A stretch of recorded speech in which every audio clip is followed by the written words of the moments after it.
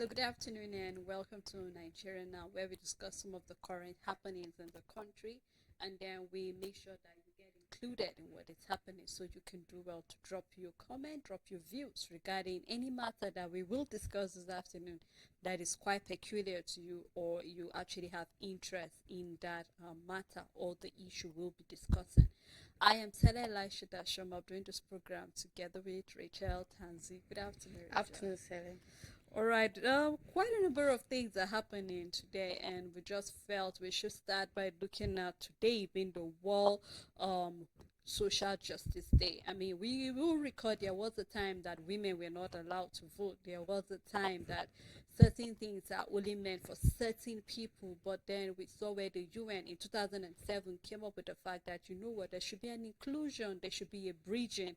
Everybody should actually have an equal opportunity for certain things, whether it comes to employment, whether it comes to airing their views or whatever it is. And I feel it's quite important, Rachel, that today we actually look at this beautiful day because, of course, you and I are women. And, of course, there was a time that we were pushed aside. There was a time that if you were poor, you don't have the opportunity. There was a time that people who are vulnerable are mostly slaves and all of that. But then we are coming to a time where there is a need to bridge this gap, talking about when it comes to gender equality, when it comes to having equal opportunity, whether it's in your place of work, whether even when it comes to justice, when it comes to justice should be served to you, even in the law and all of that. And I think it's important that we look at it and then we actually talk about it and as well see how everybody can come together and rally while because we cannot achieve this when a particular people try to put themselves aside.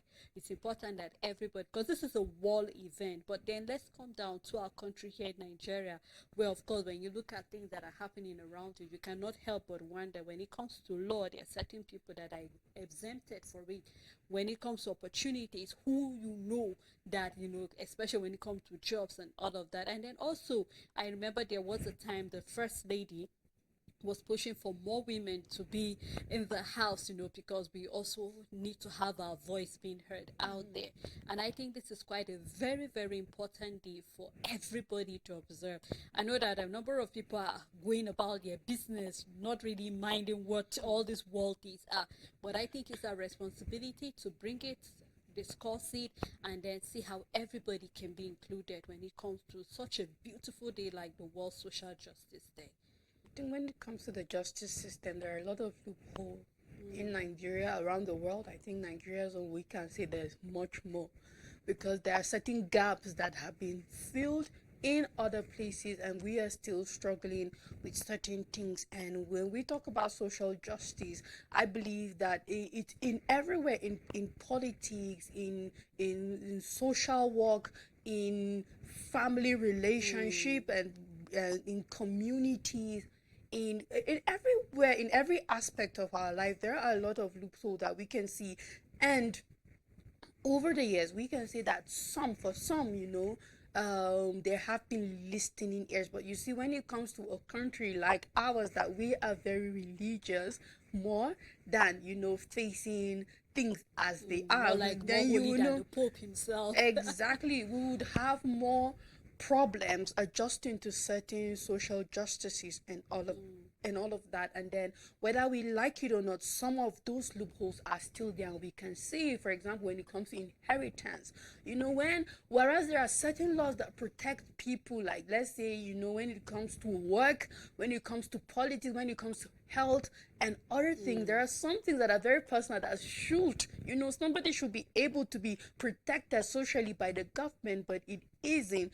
And it might not be far-fetched, it could be close. But I think, if most recently, if Herbert Wigwe left a boy behind, we won't see The what family. is going on there. The problem is that this is a girl child, and in as much as whatever papers might have it there, I believe his papers must have had the son who died unfortunately together with him, or his wife, or anyone. So it makes it tricky and all of that. But I think what adds to the problem is the fact that it is a girl, despite her being the immediate family. For example, I'm not saying I know law for sure, but it's one of the problem there, because imagine if it was his son, there wouldn't be, there's an automatic, law Because he has a guarding. hair, of course. Exactly, because he is a man. And then, whereas when it comes to a lady, there have to be so much background. It's not automatic. There have to be her doing this, doing that, and all of that. So whether we like it or not, this is one social justice that there's still a lot of, that so much can be done about it to make it easier. That, what, that regardless, this is it for women. I know we focus more on a lot of social injustices because women tend to be more vulnerable over the years in it, and certain things have to. We know country where women weren't allowed to drive until just recently. We've had other places too where, as a woman, you can't have access to certain things, you can't do certain things, whether because of your status code, because you are. Even as we have girls still going to school, we have communities that do not allow them. We still have families, we still have traditions that believe it is a waste of time for them to go to school. But yes, despite we having girls out of school, over the years we've seen improvement, that there are more girls in school and all of that. And this social injustice are spread across. For example, we can look at the fact that, what, if you're a man, is you're most likely not going to be listened to if you complain about being physically abused. But the truth is that we have men also that are out there going through certain one abuse or another. But at the same time, this is another loophole where, because you are a man, society might not listen to you, the justice system might not really listen to you. And so we can go on and on about what is going on, but I believe that compared to where we're some years behind, we are better off when it comes to social justice. And I do hope that much better could be done about it. It even have to do with what you find available in your community. I think as Nigerians, there are certain social things that we can request and demand from our government to be made available, and it's not. And then over the years, we talked about the other day how certain organization looks like they just keep talking and nothing is being done. However, they are coming from a social angle that, what, as a country, we can say that as from the social aspect of our lives as citizens, you are not doing right by us, and you're supposed to do better. And we can talk about so many things, examples, left, right, center, and therefore it's a collective things. Not only do our beliefs and other things affect it, but aside from what society also have to offer when it comes to social justice, I believe there's so much more also that the government have to offer in that regard. Of course, and that's why I was excited when I heard the first lady actually addressing Nigerians on a time like this. She's not putting herself the fact that she's more privileged, but then looking at the fact that how can we make sure that everybody have equal opportunity, whether because of your gender or regardless of your social status. You should have an equal opportunity to thrive. You should have an equal opportunity to succeed.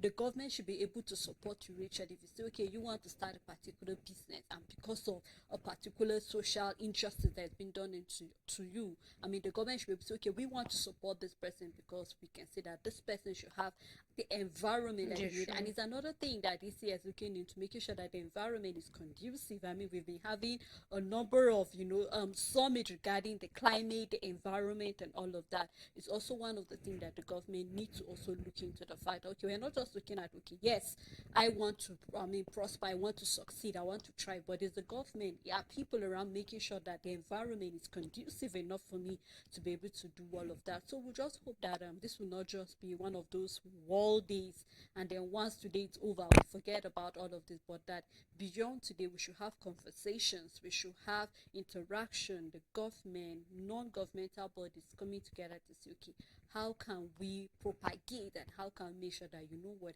everybody have the justice that they need to succeed. Now, we started a conversation in the morning regarding back and forth, Rachel. I mean, to some extent, you just, okay, I'm tired of discussing this whole issue of whether or not the US aid is sponsoring Boko Haram in the country. And we're seeing where the US ambassador and president of Richard Miles is talking about the fact that, what, presently there's no evidence. that this non-governmental body is actually sponsoring Boko Haram, because just like you said in the morning, if we say they are, that is to say that US is actually backing, because this fund is coming from them. And he mentioned the fact that, you know what, if there's any country that is against the works of terrorists, it's US. They have frowned against it. No wonder we're seeing the talks concerning the European countries, Ukraine and Russia, still ongoing. The fact that, let us see how we can bring these two countries together. We can talk about that is happening in Israel and Hamas and the likes of it. US is one of those bodies that want to, come in between and bring in peace. But then beyond what the US ambassador is saying, of course, we saw yesterday as well where the US missions were actually in the country to audit the funds that have been coming into the country over the years. So of course we can say that, it's not just all about talking about the present government. Just like you mentioned, we had other people that have been in government, so we're talking about going back how many years that US aid have been supporting. And then he mentioned the fact that, it's not that US don't want to support Nigeria. In fact, they are not stopping. According to him, what he's saying is the fact that it's just on the whole for the next 90 days. I mean, this will give the US time to be able to probe, to be able to check, hope there's no any waste regarding their funds and all of that. So, I mean, this is what he has to say. And then we remember, of course, we saw where Senate is actually calling on all our Nigerian security advisors and other DSS. Let us check into all of these allegations coming into this. But I hope that beyond what the US ambassador have to say, we really know what is happening within the country. And the question will be, do we have leaders that are willing, regardless of who is involved, to actually expose the person? I think this is where the conversation to be, whether the government is willing, just in case, because for now it's just an allegation. So we must have papers, we must have evidence to actually show that truly this body is involved or they are not involved in this. So there's a popular saying, in every rumor there's an element of truth. And as much as we will have news coming out to say where there's no evidence, of course, it's not like when Perry made the statement, he brought out papers and said, well, look at this so billion of dollars going to Boko Haram. It is, as far as we are concerned, a speculation around some of the corruption and the misappropriation of funds. In the first place, the reason behind the stoppage of these funds. We can go back to the beginning in the first place when Trump sees some of these funding. His number one reason was not that there was Boko Haram was later, it was later, that came. The first thing was that there's corruption, there's a lot of misappropriation of funds, and perhaps in the digging to where are some of these funds going to and misappropriated towards, then perhaps they saw that, okay, this particular billion is mischievous. Where did it go to? Because it looked like it went to a so, and this so is in connection with this. I think Perry this made is mention of some of those money. He said exactly there should be a school, but there's no any physical. Exactly. So then, where is it going to? This is not ghost money, but for some reason, the recipients are ghosts. So who are ghosts? We know that they are terrorists, literally. And is it wise for him to make such speculation? No, but is it wrong to imagine and think and speculate and assume and say perhaps it is going to Boko Haram terrorists and all of that? But why I started by saying behind every rumor there are elements of truth, because one thing we know is peculiar with every world power is authority. More power, more control, more authority. Despite the fact that, yes, we can say the United States of America is one country that fights terrorism all over the world, not only in Nigeria, Afghanistan, Syria, everywhere.